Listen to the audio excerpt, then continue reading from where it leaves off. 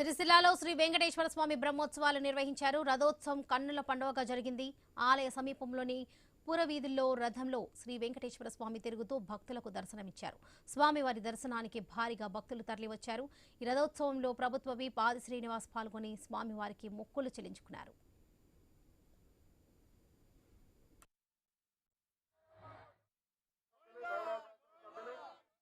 సిరిసిల్ల జిల్లా కేంద్రంలో శ్రీ లక్ష్మీ వెంకటేశ్వర స్వామి ఆలయంలో తిరుమలలో బ్రహ్మోత్సవాలు ఏ విధంగా జరిపేటువంటి సందర్భాన్ని పురస్కరించుకొని ఇక్కడ కూడా ప్రాచీన కాలం నుండి పురాతన కాలం ఉన్నటువంటి ఈ స్వామివారి సన్నిధిలో కూడా బ్రహ్మోత్సవాలను బ్రహ్మాండంగా దేవాదాయ శాఖ అధికారులు రాష్ట్ర ప్రభుత్వ పక్షాన పూజ నైవేద్యాలు తదితర కార్యక్రమాలన్నీ కూడా చేస్తూ ఈ రోజు అంగరంగ వైభవంగా పండగ వాతావరణంలో సిరిసిల్ల జిల్లా కేంద్రంలో శ్రీ లక్ష్మీ వెంకటేశ్వర స్వామి వారిని రథోత్సవంతో ఊరేగింపు చేసేటువంటి కార్యక్రమం వేలాది మంది భక్తులు వచ్చి తిలకిస్తూ ఆ స్వామివారిని దర్శించుకొని తన్మయత్వం చెందడము, స్వామివారి ఆశీస్సులు అందరికీ ఉండాలి, లోక కళ్యాణం జరగాలని చెప్పని కోరుకునేటువంటి కార్యక్రమం.